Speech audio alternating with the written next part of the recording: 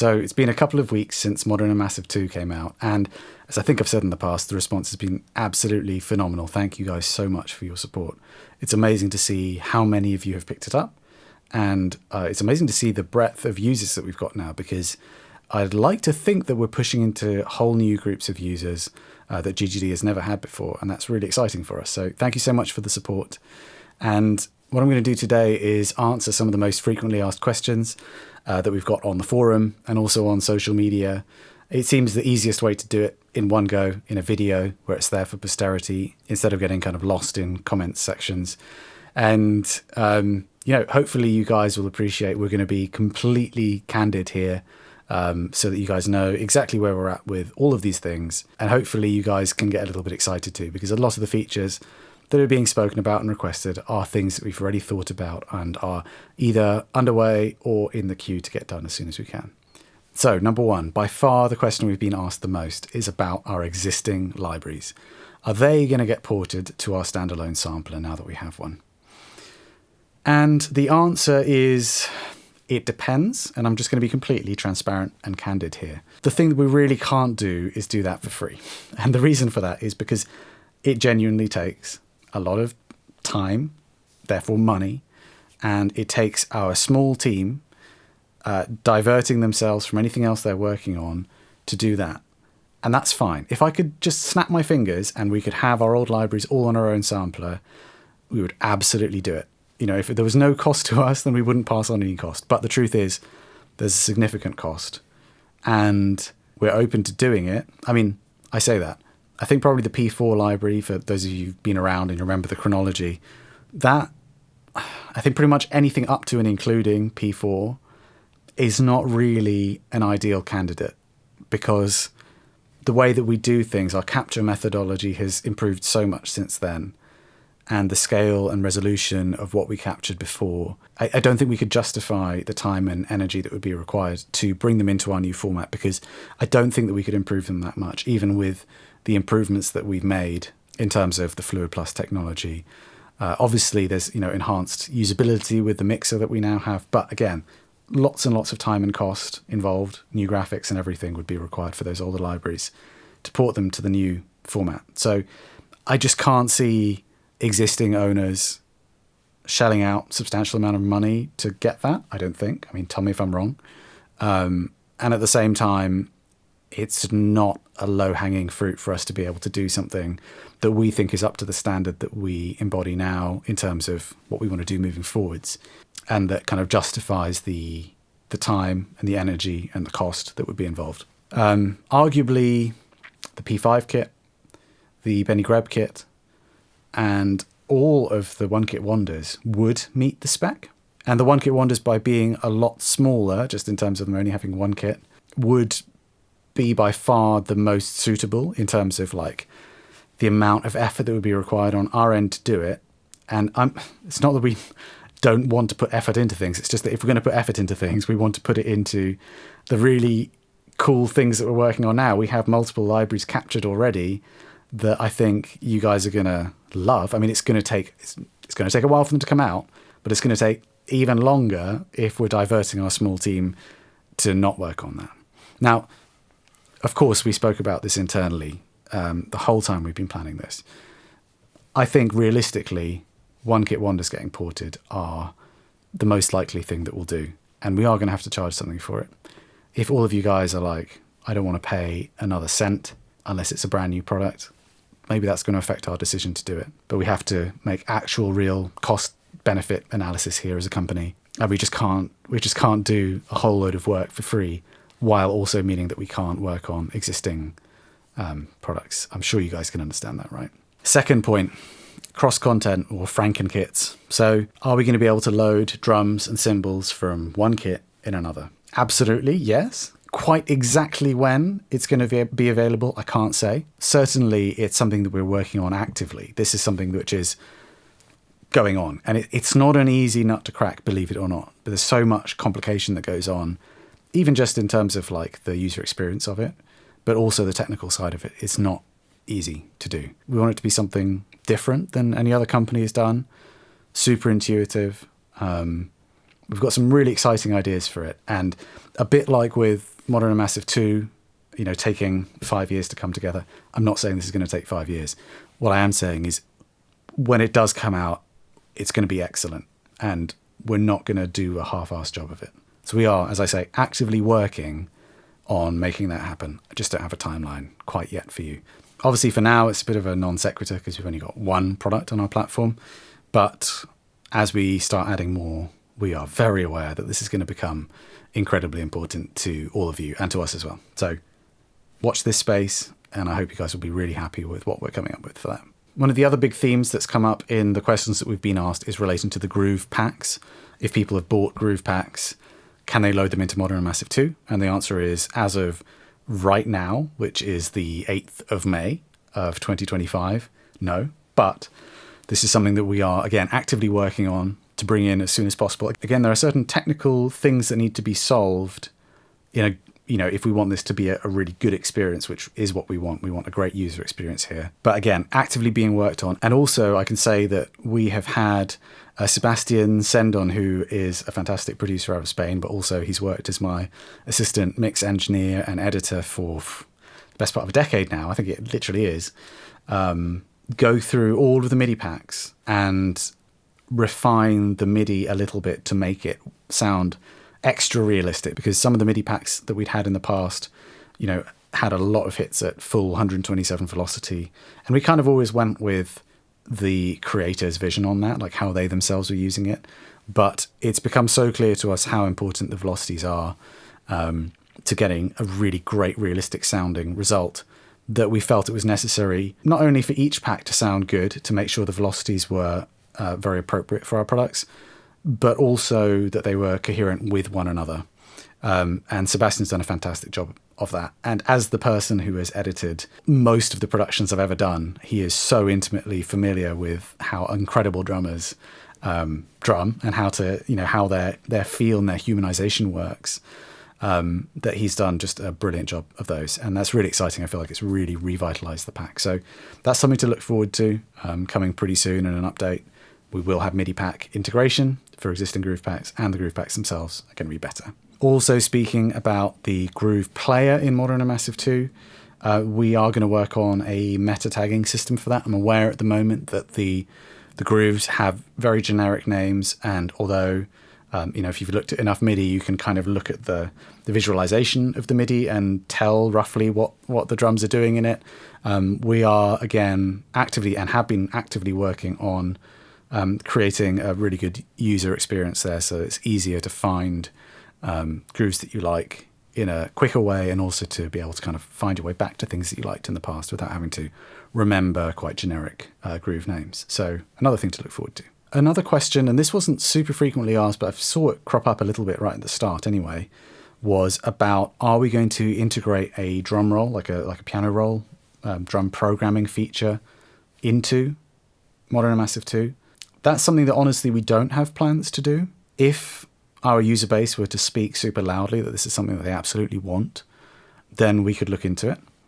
Our ethos at GGD is very much about not bloating things with too much functionality. And it kind of almost sounds like an oxymoron, but programs very quickly get too bloated when there's too much going on. And we've always been about providing the best possible sounds that we can and the smoothest user experience that we can possibly offer on our platform, which now I'm happy to say I think our user experience is really excellent with Modern Massive 2. And again, to come back to cost benefit analysis, adding something like that is going to take significant development time. It's going to therefore have significant cost, and we have to weigh up, is that something that we want to add to the product? Is that something which is going to affect people's purchasing? And I'm aware that there will be some people, probably some people watching this video will be going like, yes, absolutely, please do it. I haven't bought it yet because it doesn't have one. And I understand what it's like to have a product which doesn't meet your specific use case, and it can be frustrating, especially when you like other features of it. I think it would need to be quite a substantial amount of people that were in that position. And it might also mean that the price of the product has to go up a little bit, and future products as well, which is another reason for not bloating the software with too many things.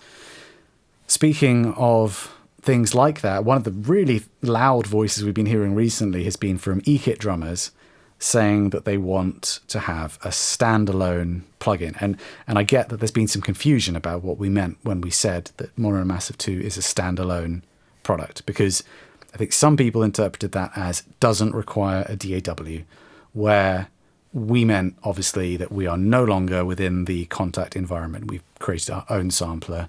It stands on its own without the requirement of another, sampler to run within. So that's something which it is doable. It is doable. It's going to take a bit of time. I wouldn't say it's at the top of the priority list, but it is going to be something which is in the queue. It just requires being worked on, tested very thoroughly. But that's something that we will offer. With none of these things, I can't put a date on any of these things, and it's not because I want to string anybody along. It's just that I don't want to do the opposite. I don't want to promise something at a certain date and for it to not happen. I think that's really frustrating when that kind of thing happens. So none of these things are time bound. I guess I'm just trying to give you an idea of the priority.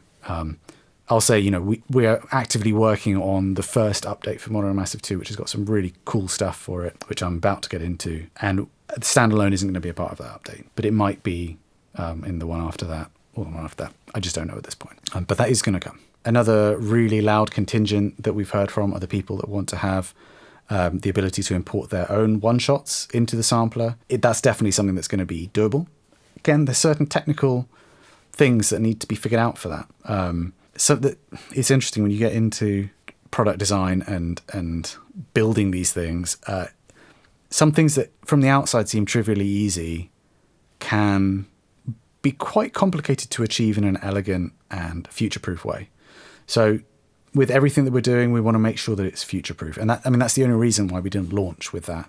We wanted to make sure that we weren't just shoving in something which is then going to break in the future when people update and they lose their settings and presets. So that's definitely coming. I want that. You want that. I think that's going to be a really cool day when we release that and people can integrate their own one-shot samples into there. Hopefully that's going to come along soon. Another thing that we got asked a lot early on was whether we're including TCI files. Those are Slate trigger format files for Mono Massive 2.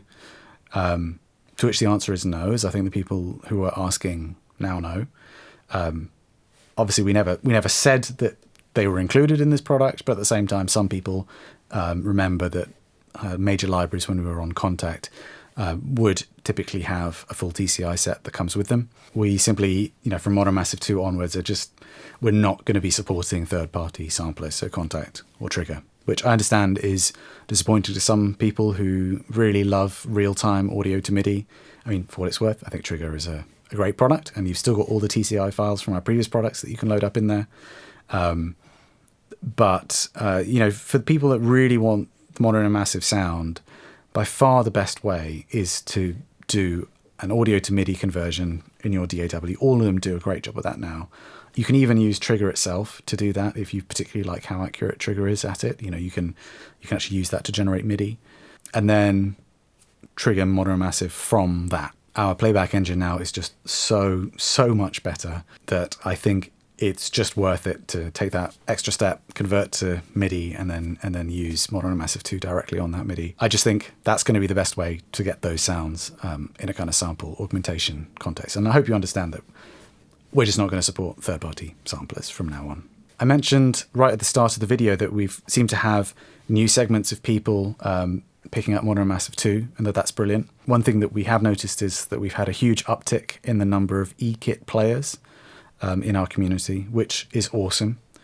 It's also highlighting a couple of things that we need to iron out on our end to make our software as seamless as some of the other competitor products. So I wanted to let you know, rest assured, eKit improvements are due in the very next update, and that includes better hi-hat compatibility, because while in our testing we didn't have some of the issues that have been flagged up, there have been issues brought up about the pedal not sensing correctly or feeling odd to play compared to like other products. And we're already working on that, as well as a couple of tweaks to the Fluid Plus playback engine specific to the hi-hat, which are things which have stuck out to me that I wanted to refine. And I mean, those have already pretty much been locked in at this point into the next update in our trialing. We just need to do further testing to ensure that they work seamlessly with eKit pedals as well. But rest assured, our intention is to provide a product which is excellent for eKit players, and improvements are coming in the very next update.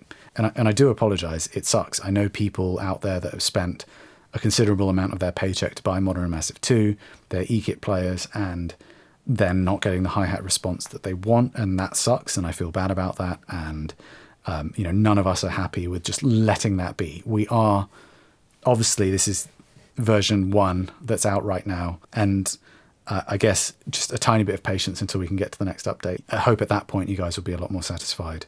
I should say, we've got loads of eKit players, and a large majority of them are actually not experiencing these issues and are reporting how brilliant Modern Massive 2 is on eKit. So it is a few cases, specific pedals, specific setups, and I don't know, I'm not singling anyone out, but there could be some cases which are user error as well. But we're going to make it a lot better in the next update. So thank you for your patience. And speaking of which, the bug that we've seen come up most is from a few Reaper users, and I think there was a Studio One user as well, who are experiencing very slow times when doing an offline render with Modern and Massive 2. Reaper is tricky because it correlates with the largest variety of systems that people run out of our user base. I think it's actually the DAW that's most used by our users. But also within that segment, we have the widest spread in terms of like age of machines and operating systems, and people using DIY computers that have specific needs and quirks. And it does seem that although we had Reaper testers in our beta team, this one kind of managed to get through. Obviously, if offline bouncing is taking a lot longer than online bouncing, then just for now, online bounce, which I know can be a bit annoying, but that's obviously going to be the quickest way to do it. And we will get that resolved. I do just want to point out that we don't list Reaper as supported on the website. Obviously, there's lots of Reaper users that are using it with no issues, but we just can't rule out edge cases like the ones which have come up. Once you release it out into the wild and you've got thousands of users using it, things come up which you just can't find during beta testing. And almost invariably it ends up being Reaper because of just the range of systems, as I mentioned. But fear not, we're working on that. We'll make sure that that's fixed moving forwards. I have no idea how long I've been talking for. I don't know if this is just a very boring video at this point, but once more, thank you so much for your support with Modern and Massive 2. Do keep the comments coming. We are actively looking at comments and seeing for feedback and ways that we can improve the product, and all the improvements which are piled into Modern and Massive 2 are then going to carry forwards into the next things we put out on our own sampler as well. So it's only going to get better and more feature rich and more easy to use and more awesome. So thank you so much for your help and your support, and I will speak to you soon if you fancy it.